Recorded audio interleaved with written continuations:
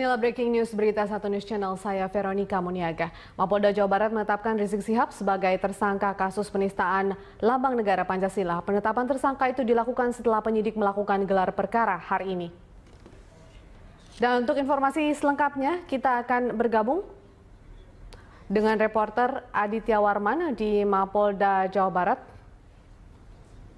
Ya Adit, apakah benar memang bahwa Rizik Syihab setelah ditetapkan sebagai tersangka? Ya Veronica, selamat sore. Memang setelah gelar perkara ketiga selesai dilakukan pada pukul 6:05 waktu Indonesia Barat tadi, akhirnya Polda Jawa Barat menetapkan ataupun menaikkan status atas nama Rizik Syihab menjadi tersangka. Sekali lagi kami tekankan, Polda Jawa Barat akhirnya menetapkan ataupun menaikkan status atas nama Rizik Syihab menjadi tersangka. Rizik Syihab ini merupakan tersangka terkait masalah penodaan lambang negara Pancasila dan juga pencemaran nama baik proklamator Presiden pertama Republik Indonesia Soekarno. Dan tadi sampai saat ini juga kami masih menunggu kehadiran dari Kabid Humas Polda Jawa Barat, yaitu Kombes Pol Yusri Yunus, yang memang masih berada di dalam melayani sejumlah media yang masih ingin memberikan ataupun menanyakan, mengkonfirmasi terkait masalah berita ini. Namun sekali lagi Veronica, kami tekankan di sini sekali lagi, Polda Jawa Barat akhirnya menetapkan Rizik Syihab sebagai tersangka.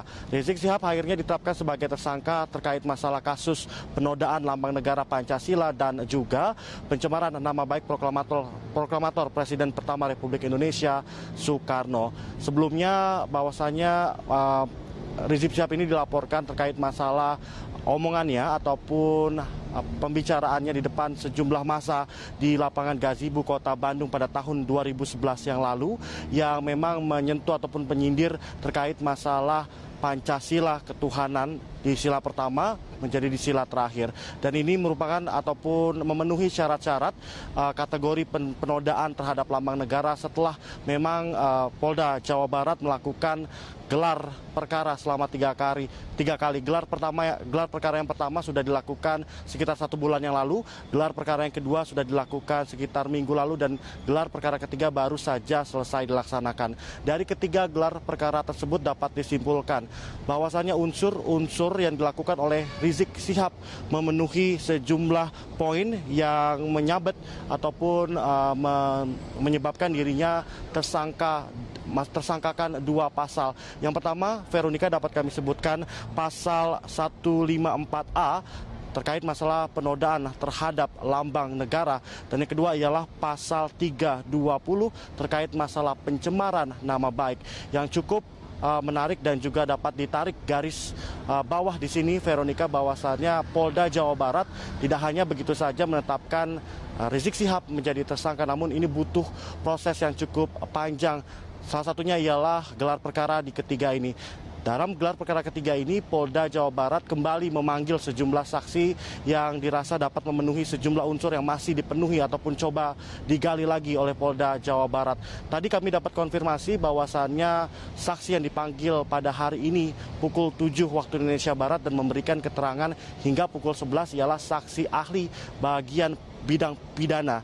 Saksi ahli ini berjumlah 2 orang yang sudah hadir tadi jam 7 hingga pukul 11 waktu Indonesia Barat. Saksi ahli tadi disebutkan memberikan alasan-alasan terkait masalah apakah unsur-unsur pidana ini dapat menjerat Rizik Syihab jika memang pelanggaran ataupun sangkaan terhadap 2 pasal tersebut terpenuhi. Veronica. Ya Adit, lantas bagaimana kemudian posisi dari Rizik Syihab sendiri selanjutnya? Apakah kemudian Rizik akan ditahan ataukah masih dibolehkan untuk pulang begitu? Ya Veronica, ini yang salah satu yang cukup menarik dan jadi pertanyaan awak media tadi di sini. Kita ketahui bahwasanya 2 pasal yang menjerat Rizik Syihab, yaitu pasal 154A dan juga pasal 320, ini masing-masing berjumlah 4 tahun kurungan penjara. Ini artinya kedua pasal tersebut masih di bawah 5 tahun, dan di dalam undang-undang ataupun peraturan dari pihak kepolisian ini tidak ada hukum yang melarang bahwasanya Rizik Syihab ditahan sementara ataupun diberikan larangan untuk berpergian ke luar negeri. Ini kembali lagi juga ditegaskan oleh Kabid Humas Polda Jabar yaitu Kombes Pol Yusri Yunus yang menyatakan bahwasannya selanjutnya nanti Rizik Syihab akan diberikan surat panggilan pertama sebagai tersangka. 7 hari dari surat pertama tersebut akan dikirimkan dan jika Rizik Syihab tidak hadir maka akan diberikan surat pemanggilan kedua.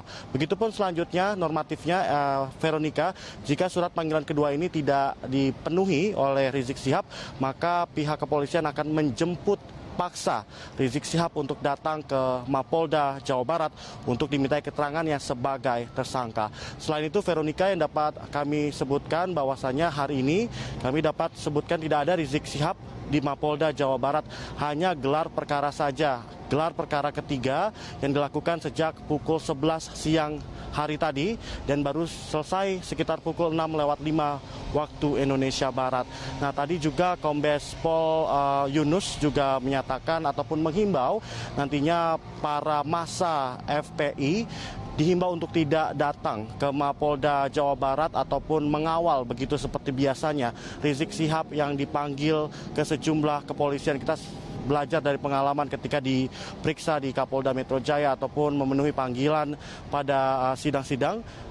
Rizik Syihab dikawal oleh ratusan bahkan ribuan massa dari FPI. Nah, untuk itu Kapolda Jawa Barat tadi menghimbau melalui Kabid Humas menyatakan tidak ada ataupun menghimbau untuk tidak datang massa ke Mapolda Jawa Barat karena hal itu tidak diizinkan.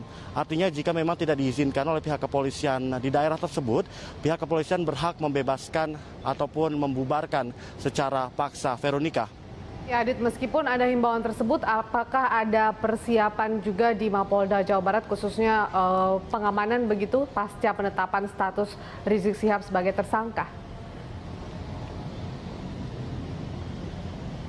Veronica, sejauh ini kami belum dapat mengkonfirmasi apakah ada persiapan khusus yang dilakukan oleh Mapolda Jawa Barat terkait masalah pengamanan pemanggilan dari Ketua FPI Rizik Syihab yang memang beberapa waktu lalu ditetapkan ataupun statusnya dinaikkan sebagai tersangka oleh Mapolda Jawa Barat. Namun yang dapat kita ketahui bahwasannya tentunya dari pihak kepolisian Jawa Barat ini pasti akan meningkatkan keamanan baik dari penjagaan di sekitar Mapolda maupun nantinya penjagaan dari sejumlah titik-titik vital di kota Bandung. Ini berpusat di Jawa Barat sebagai ibu kota provinsi Jawa Barat, Veronica. Rencananya dari Mapolda Jawa Barat sendiri akan menggelar semacam konferensi pers begitu, Adit, kira-kira jam berapa?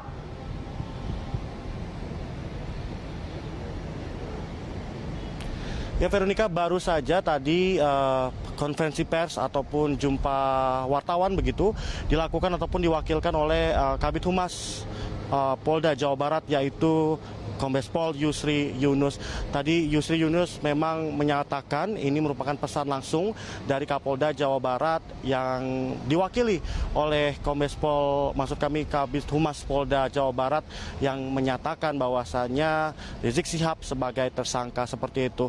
Ini tidak lama, sekitar 4 hingga 5 menit konversi itu berlangsung dan tadi wartawan juga sempat bertanya sejumlah pertanyaan krusial seperti lalu langkah apa yang dilakukan oleh Polda Jabar selanjutnya, surat pemanggilan seperti apa, sistematisnya seperti apa, apakah Rizik Syihab ditahan, dan itu sudah mulai dijawab satu persatu. Dan saya sebutkan sebelumnya, Veronica, bahwasanya Rizik Syihab tidak ditahan karena memang 2 pasal yang disangkakannya tidak lebih dari 5 tahun.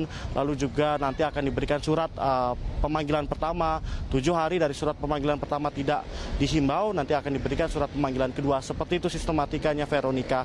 Sejauh ini kami masih menunggu, tampaknya Kabid Humas Polda Jawa Barat masih melayani sejumlah televisi di dalam sana. Kami masih terus ini seperti mengantre begitu, menunggu giliran dari informasi yang nanti akan diberikan oleh Kabid Humas Polda, maksud kami Jawa Barat.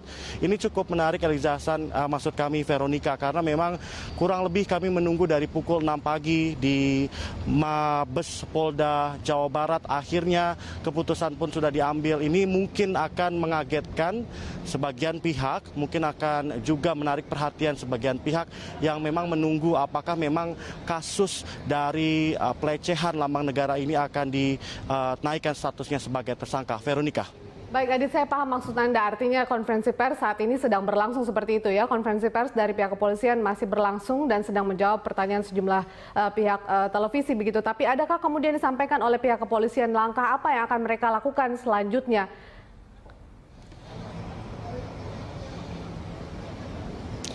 Ya Veronica, langkah selanjutnya yang akan dilakukan pastinya mengirimi surat dari Polda Jawa Barat ini kepada pihak Rizik Syihab sebagai tersangka.